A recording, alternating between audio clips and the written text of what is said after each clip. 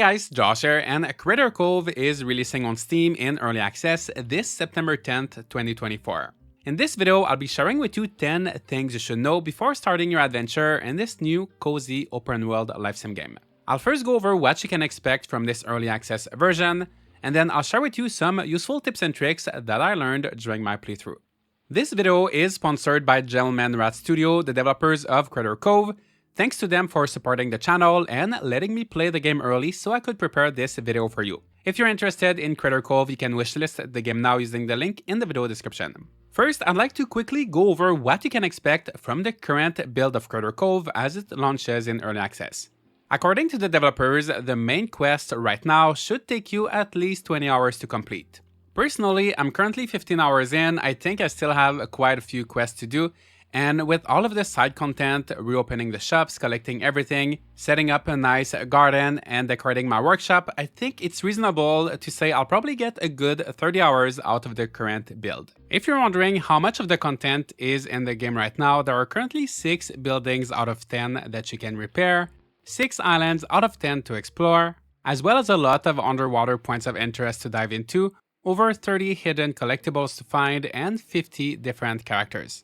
The developers will be adding things throughout early access based on the player feedback, what the community likes the most, and the full release is to be expected sometime in 2025 with a price increase. The developers have also said that while they cannot guarantee it at the moment, their plan is to have the save files smoothly transition from early access to the full release, so if everything goes well, we shouldn't have to restart.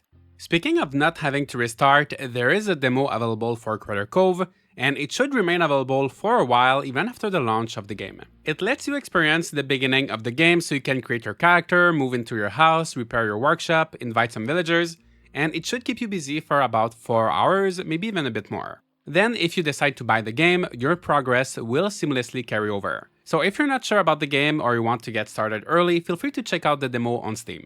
Alright, now let's jump into some tips and tricks that should help you as you're getting started. The very first thing you'll be doing in Critter Cove is creating your character. This game has quite the robust character creator, and I can't lie, I was feeling a bit overwhelmed at first. Not only can you make a regular looking human, which is what I ended up doing, you can also play as a critter, it's Critter Cove after all, so a cat, a frog, a lizard, a bird, and so many more, plus the option to mix and match parts from any of these animals. There is a lot to pick from, making decisions can be hard and consume a lot of your time. You don't want to regret anything, but on the other hand, you may be eager to just get into the game and start your life on Critter Cove. Well, good news, even after getting started, you will be able to change the appearance of your character pretty easily. Using a mirror, you can modify pretty much anything about your looks, so don't overthink it. If you end up not liking how your character looks, you will be able to fix it. Mirrors can be obtained from chests or as a rewards from NPCs, but if you can't get your hands on one, don't worry, a free mirror will be accessible after reopening the clothing shop. Before you go hunting for that mirror, however, you will be asked to pick a house. You could be tempted to just pick the first one you see, but you should know that in this game you have multiple options. Any of the houses that has an arrow near the front door, you can pick to make your own. There are quite a few houses around the plaza, but you'll also find some in the different streets, so make sure to have a look everywhere. The interior will be the same no matter which house you pick, so you only have to consider the exterior and the location. If you open the map, which can be done by pressing M on the keyboard, you will see where the future shops will be, useful if you want to be close to a specific one, but one place you'll definitely be spending a lot of time around is the workshop, located on the west side of town. When I played the demo of this game last year, I ended up choosing a house that was a bit far from the workshop. Walking back and forth got tedious quickly, so this time I opted for this one, which is not only close to the workshop, but also close to the docks where my boat is. Of course, it's all entirely up to you, there's no right or wrong house, and later in development there will be a way to move, but it's not something that's possible at the moment, so make sure you think about where you'd like to live. If you're stuck trying to build your house as you can't find stone or wood, just go to one of the beaches and there you should find plenty of sticks and pebbles that can be picked without any tools. One thing I asked myself after building my house, reopening the workshop, cleaning up the town was, how do I make money in this game? Well, like in many other games, an easy way at first is by fishing, but simply following the main quest will not teach you how. To learn the blueprint for the fishing rod, you will have to talk with Barnacle, who's on this tiny island not too far south from the main one. You can swim all the way there right from the beginning, but you most likely won't have all the materials quite yet, so I would recommend waiting until you have a boat, which you will get pretty early on with the main quest. Once you do have your fishing rod, you can fish pretty much anywhere, and the minigame is very similar to the one in Stardew Valley. Guppers are the most valuable fish as far as I know, selling for $15 each, which might not sound like a lot, but believe me, it's more than most other items, and more than the other fish which only sell for about $3 each. But there is a way to make that cheap fish more valuable, so don't sell it right away. Using a campfire or cooking station, you can cook it to make grilled fish, which will sell for $8. It doesn't matter what fish you use, once it's grilled it will be worth $8, so make sure you don't cook any fish worth more than that, and only cook the ones that are worth less. The same applies for a lot of other food. For example, sponge leaf lettuce worth $2 can be turned into grilled veggies worth $6. So feel free to experiment, especially with cheap ingredients, as a lot of them will double or triple in value after being cooked. You may also want to start gardening early for more accessible food and more money, but to do that you will need garden planters.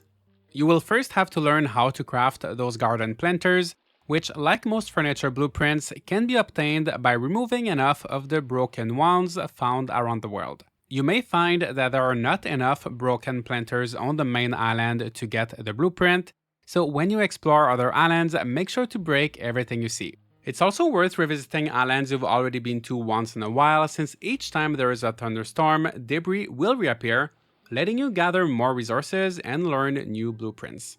So I would recommend doing some gardening, cooking, and a lot of fishing, and try to save up at least $200 as you will need it to purchase the blueprint for the cafe. A big part of this game revolves around rebuilding the different shops, and that is also how you can start generating passive income.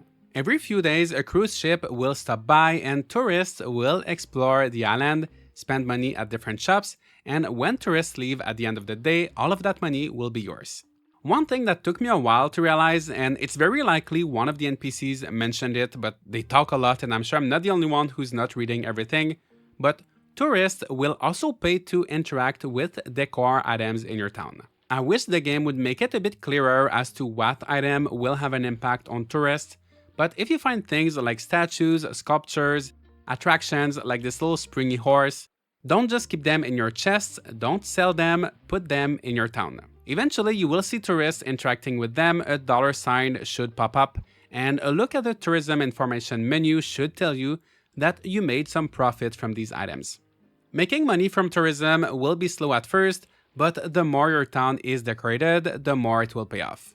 Going back to the shops, you will be required to hire an employee for each one, but do not just pick anyone. I hired this guy called Hugo for the cafe. He told me he wouldn't be the best fit for the job, but I hired him anyway, thinking it probably wouldn't matter too much. I was wrong, it matters a lot. I started noticing that no matter how much fish I sold or how many tourists came to visit, my money was not going up very much. One day I decided to go check on the cafe, and there I saw Hugo setting all of the customers on fire. I'm not sure exactly how that happens, I guess his coffee is just way too hot, but every burnt customer made me lose $50. So whenever you hire someone for a shop, make sure that they are the right fit, and if they're not, I think you're better off leaving that shop closed until you find a better suited villager to take the job. Right now, the $50 penalty is a bit harsh, especially with how often it happens.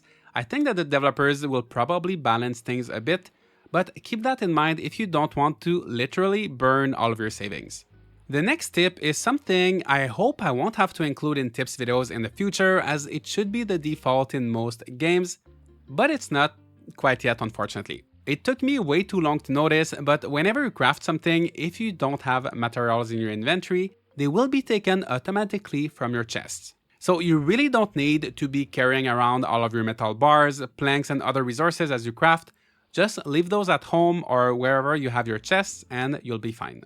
The only instances you need an item to be in your inventory is if you're cooking, giving an item for a quest, or repairing a building. Your inventory is a bit limited and there are so many different items to collect, so don't be afraid to put things away, And I would also recommend emptying your inventory before going out exploring other islands or diving. Lastly, one interesting thing you may not expect from most life sim games is that in Critter Cove, you don't really have to worry about when you're going to bed. The day and night cycle is important for the tourists and schedule of the shops, but you won't pass out from staying up all night, so don't feel rushed if you're out exploring for a long time. Once you're back home, you can take a short nap, which will take 2 hours, replenish a good portion of your health and stamina, a long nap, which will take 4 hours and should replenish everything, or you can sleep all the way until the next morning, leaving you waking up fully energized at 6 am.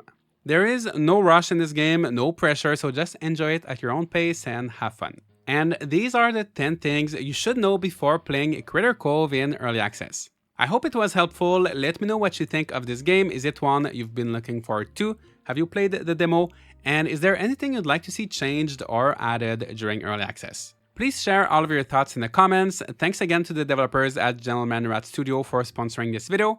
Wishlist the game or download the demo with the link in the description. Leave a like and subscribe for more content like this, and I'll see you all in the next video.